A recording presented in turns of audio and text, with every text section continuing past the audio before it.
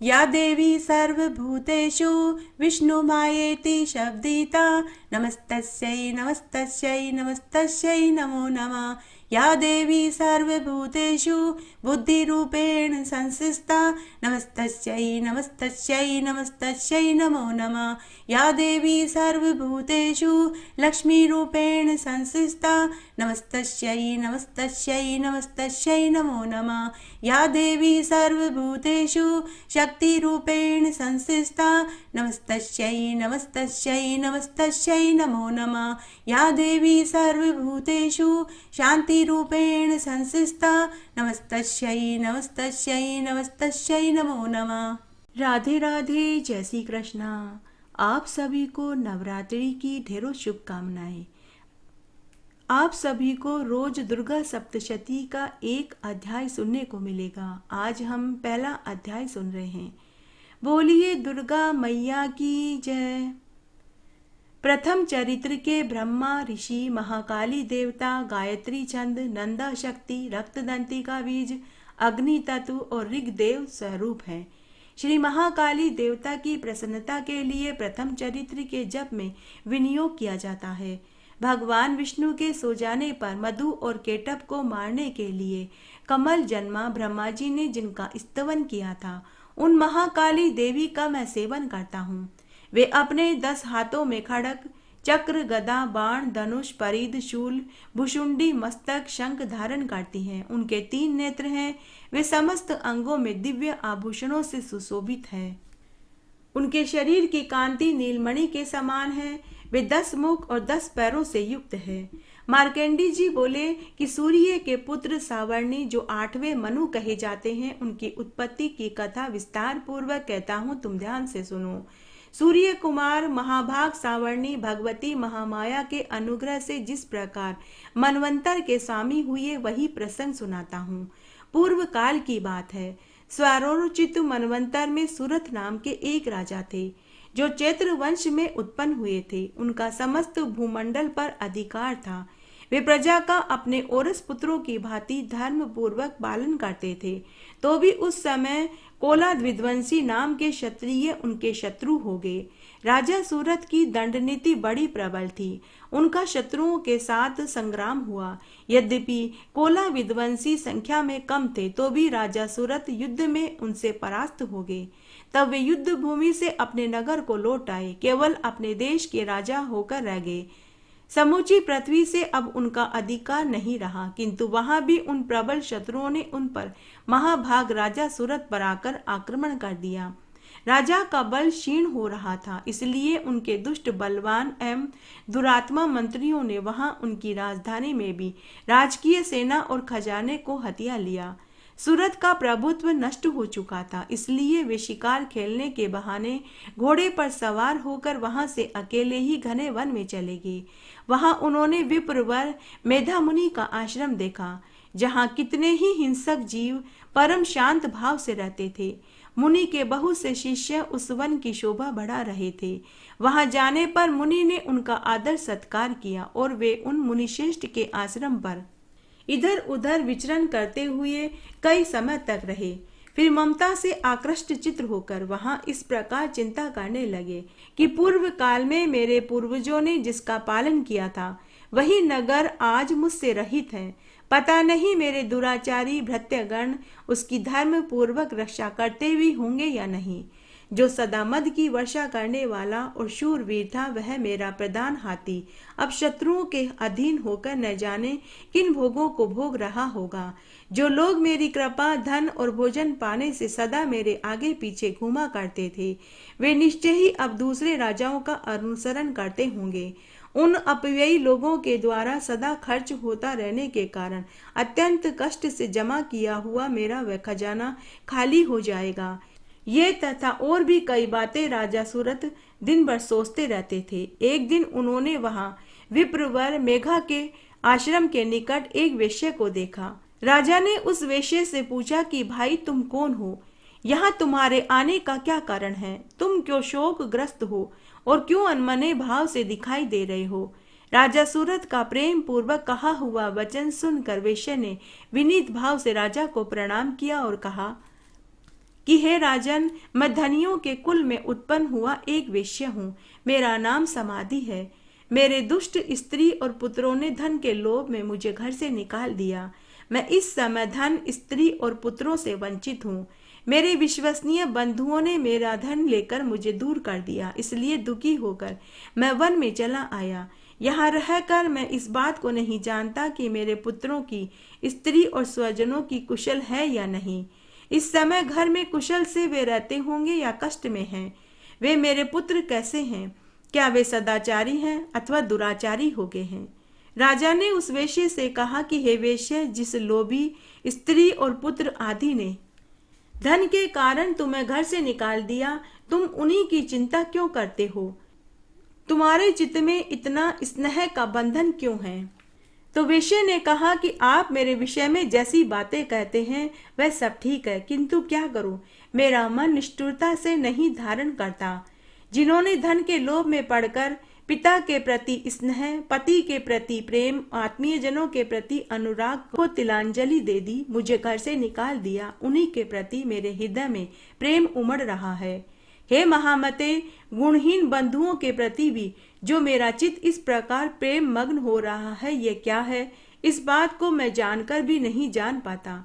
उनके लिए मैं लंबी सांसें ले रहा हूँ और मेरा हृदय अत्यंत दुखी हो रहा है। उन लोगों में प्रेम का सर्वदा अभाव है, तो भी उनके प्रति मेरा मन निष्ठुर नहीं हो रहा। इसके लिए मैं क्या करूं? मार्कंडेय ऋषि आगे बोले कि हे ब्राह्मण, उसके बाद राजाओं में श्रेष्ठ सूरथ एवं समाधि नामक वेश्य दोनों साथ साथ मेघा मुनि की सेवा में उपस्थित हुए। उनके साथ यथा योग्य न्याय अनुकूल विनय पूर्ण बर्ताव करके बैठ गए। तत्पश्चात वेश्य और राजा ने कुछ वार्तालाप आरंभ करी। राजा ने मेघावी मुनि से कहा कि हे मुनिवर, मैं आपसे एक बात पूछना चाहता हूँ, कृपया करके आप मुझे विस्तार से बताइए।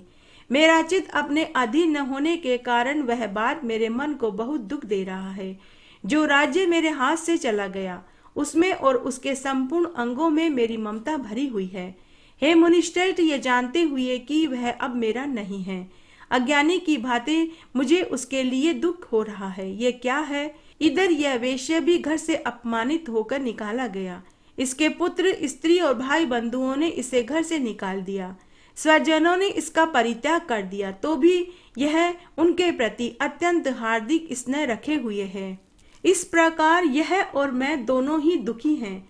जिनमें प्रत्यक्ष दोष देखा गया, उस विषय के लिए भी हमारे मन में ममता जनित आकर्षण पैदा हो रहा है। हे महाभाग, हम दोनों समझदार हैं, तो भी हमसे जो मोह पैदा हुआ है, यह क्या है? विवेक शून्य पुरुष की भांति मुझमें और इसमें यह मूर्ता प्रत्यक्ष दिखाई दे रही है। तब ऋषि बोले कि हे महाभाग, विषय मार्ग का ज्ञान सब जीवों को है। इसी प्रकार विषय भी सबके लिए अलग अलग है। कुछ प्राणी दिन में नहीं देखते तो कुछ रात में नहीं देखते, तथा कुछ जीव ऐसे हैं जो दिन और रात्रि दोनों में बराबर ही देखते हैं। यह ठीक है कि मनुष्य समझदार होते हैं, किंतु केवल वे ही ऐसे होते हैं। पशु, पक्षी, मृग आदि सभी प्राणी समझदार होते हैं। मनुष्यों की समझ में वैसी ही होती है जैसी उन मृग और पक्षियों की होती है, तथा जैसी मनुष्य की होती है वैसी ही उन मृग, पक्षी आदि की होती है। यह तथा अन्य बातें भी प्राय दोनों ही प्रकार से समान हैं। समझ होने पर भी इन पक्षियों को तो देखो, ये समभूख से पीड़ित होते हुए भी मोहवश अपने बच्चों को चोंच में कितने चाव से अन्न का दाना डाल रहे हैं। हे नरश्रेष्ठ, क्या तुम नहीं देखते कि यह मनुष्य समझदार होते हुए भी लोभवश अपने किए हुए उपकार का बदला पाने के लिए पुत्रों की अभिलाषा करते हैं? यद्यपि उन सब में समझ की कमी नहीं है, तथापि वे संसार की स्थिति, जन्म मरण की परंपरा बनाए रखने वाले भगवती महामाया के प्रभाव द्वारा ममता में भंवर से युक्त मोह के गहरे गर्त में गिराए गए हैं। इसलिए इसमें आश्चर्य नहीं करना चाहिए। जगदीश्वर भगवान विष्णु की योग निद्रा रूप जो भगवती महामाया है, उन्हीं से यह जगत मोहित हो रहा है। वे भगवती महामाया देवी ज्ञानियों के भी चित्त को बलपूर्वक खींचकर मोह में डाल देती है। वे ही इस संपूर्ण चराचर जगत की सृष्टि करता है, तथा वे ही प्रसन्न होने पर मनुष्य को मुक्ति के लिए वरदान देती है। वे ही पराविद्या, संसार बंधन और मोक्ष की हेतुभूता सनातनी देवी तथा संपूर्ण ईश्वरों के भी अधीश्वरी है। राजा ने कहा कि हे भगवान, जिन्हें आप महामाया कहते हैं, ये देवी कौन है? हे ब्राह्मण, उनका आविर्भाव कैसे हुआ तथा उनके चरित्र कौन कौन है?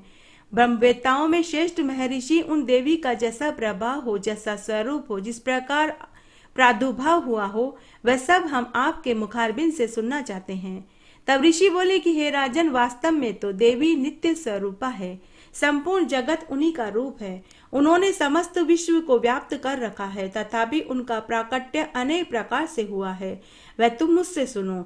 यद्यपि वे नित्य अजन्मा हैं, तथापि जब देवताओं का कार्य सिद्ध करने के लिए प्रकट होती है, उस समय लोकों में उत्पन्न हुई कहलाती है।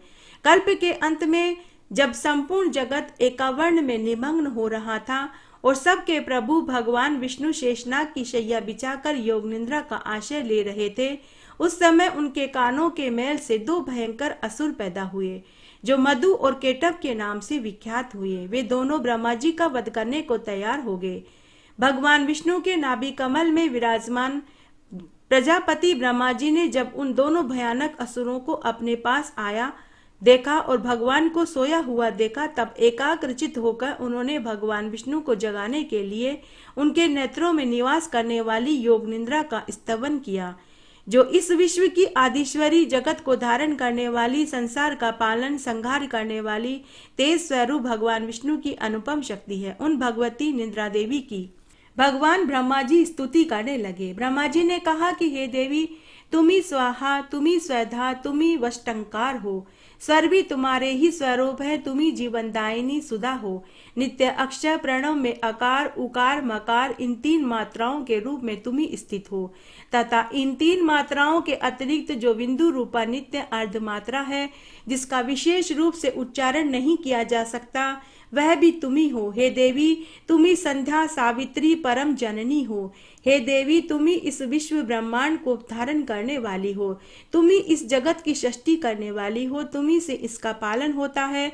सदा तुम्ही कल्प के अंत में सभी को अपना ग्रास बना लेती हो। हे जगन्मयी देवी, इस जगत की उत्पत्ति के समय तुम सृष्टिकर्ता हो, पालन काल में स्थिति रूपा हो, कल्पांत के समय संहार रूप धारण करने वाली हो। तुम्ही महाविद्या, महामाया, महावेदा, महास्मृति, महामोहरूपा, महादेवी और महासुरी हो।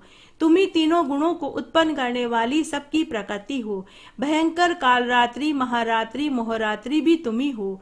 तुम्ही श्री, तुम्ही ईश्वरी, तुम्ही हीम और तुम्ही बोध स्वरूपा बुद्धि हो। लज्जा, पुष्टि, तुष्टि, शांति, क्षमा भी तुम्ही हो। तुम खड्ग धारिणी, शूल धारिणी, घोर रूपा तथा गदा, चक्र, शंख, धनुष धारण करने वाली हो। बाण, भुषुंडी, परिध ये भी तुम्हारे अस्त्र हैं। तुम सौम्य और सौम्यतर हो। इतना ही नहीं, जितने भी सौम्य एवं सुंदर पदार्थ हैं, उन सब की अपेक्षा तुम अत्यधिक सुंदर हो। पर और अपर, सबसे परे रहने वाली परमेश्वरी तुम्ही हो। सर्व रूप में देवी, कहीं भी सत असत रूप जो कुछ वस्तुएं हैं और उन सब की जो तुम शक्ति हो, वह तुम्ही हो। ऐसी अवस्था में तुम्हारी स्तुति क्या हो सकती है, जो इस जगत की सृष्टि, पालन और संहार करता है। उन भगवान को भी जब तुम निद्रा के अधीन कर लिया था, तब तुम्हारी स्तुति करने में यहाँ कौन समर्थ हो सकता है। मुझको, भगवान शंकर को और भगवान विष्णु को भी तुमने ही शरीर धारण कराया है, अतः तुम्हारी स्तुति करने की शक्ति किसमें है। हे देवी, तुम तो अपने इस उदार प्रभावों से प्रशंसित हो। ये जो दोनों दुर्दर्श असुर मधु और केटव है, इनको मोह में डाल दो। जगदीश्वर भगवान विष्णु को शीघ्र ही जगा दो। साथ ही इनके भीतर इन दोनों महान असुरों को मार डालने की बुद्धि उत्पन्न करा दो। ऋषि कहते हैं, हे राजन, जब ब्रह्मा जी वहां मधु और केटव को मारने के उद्देश्य से भगवान विष्णु को जगाने के लिए तमोगुण की अधिष्ठात्री देवी योगनिद्रा की स्तुति कर रहे थे, तब भगवान के नेत्र, मुख, नासिका, बाहु, हृदय, वक्ष स्थल से निकलकर अव्यक्त जन्मा ब्रह्मा जी की दृष्टि के समक्ष खड़ी हो गई। योग निद्रा से मुक्त होने पर जगत के स्वामी भगवान जनार्दन उस एकावर्ण के जल में शेषनाग की शैया से जाग उठे। फिर उन्होंने उन दोनों असुरों को देखा। वे दुरात्मा मधु केटव अत्यंत बलवान पराक्रमी थे। क्रोध से लाल आंखें किए ब्रह्मा जी को खा जाने के लिए उद्यत हो रहे थे। तब भगवान श्रीहरि ने उठकर उन दोनों के साथ 5000 बरस तक बाहु युद्ध किया। वे दोनों भी अत्यंत बल के कारण उन्मुक्त हो रहे थे। इधर महामाया ने भी उन्हें मोह में डाल रखा था। इसीलिए वे भगवान विष्णु से कहने लगे, हे प्रभु, हम तुम्हारी उदारता से संतुष्ट हैं, तुम हम लोगों से कोई वरदान मांग लो। तब भगवान बोले कि यदि तुम दोनों मुझ पर प्रसन्न हो और मुझे वरदान देना चाहते हो तो मैं यह वरदान चाहता हूँ कि तुम मेरे हाथ से मारे जाओ। बस इतना सा वरदान मुझे दे दो, यहाँ दूसरे किसी वर से क्या लेना देना है। तब उन दोनों ने भगवान विष्णु से कहा कि हे कमल नयन भगवान, जहाँ पृथ्वी जल में डूबी हुई न हो, जहाँ सूखा स्थान हो, आप हमारा वध वहीं करना। तब भगवान ने उन दोनों को कहा, तथास्तु। ऐसा कहकर शंख चक्र और गदा धारण करने वाले भगवान ने उन दोनों के मस्तक अपनी जांघ पर रखकर चक्र से काट डाला। इस प्रकार ये देवी महामाया ब्रह्मा जी की स्तुति करने पर स्वयं प्रकट हुई थी। ऋषि राजा और वैश्य से आगे बोले कि हे राजन, अब इसके आगे की कथा मैं कहता हूँ, तुम ध्यान से सुनो। जय अम्बे गौरी मैया, जय श्यामा गौरी, तुमको निस दिन ध्यावत हरि ब्रह्मा शिवरी। ओम जय अम्बे गौरी, मांग सिंदूर विराजत, टीको मृग मद को मैया, टीको मृग मद को, उज्ज्वल से दो नैना चंद्र वदननी को। ओम जय अम्बे गौरी, कनक समान कलेवर, रक्तांबर राजे मैया, रक्तांबर राजे, रक्त पुष्प गल माला कंठन पर साजे। ओम जय अम्बे गौरी, केहरी वाहन राजत, खडक खपर धारी मैया, खडक खपर धारी, सुर नर मुनि जन सेवत, तिनके दुख हारी। ओम जय अम्बे गौरी, कानन कुंडल शोभित, नासाग्रे मोती मैया, नासाग्रे मोती, कोटिक चंद्र दिवाकर, समराजत ज्योति।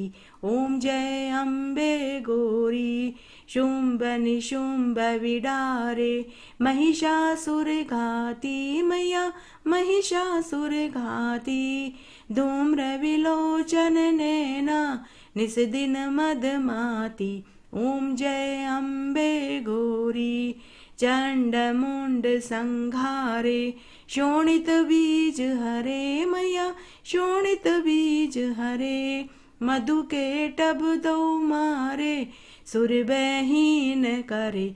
ओम जय अम्बे गौरी, ब्रह्माणी रुद्राणी, तुम कमला रानी मैया, तुम कमला रानी, आगम निगम बखानी, तुम शिव पटरानी।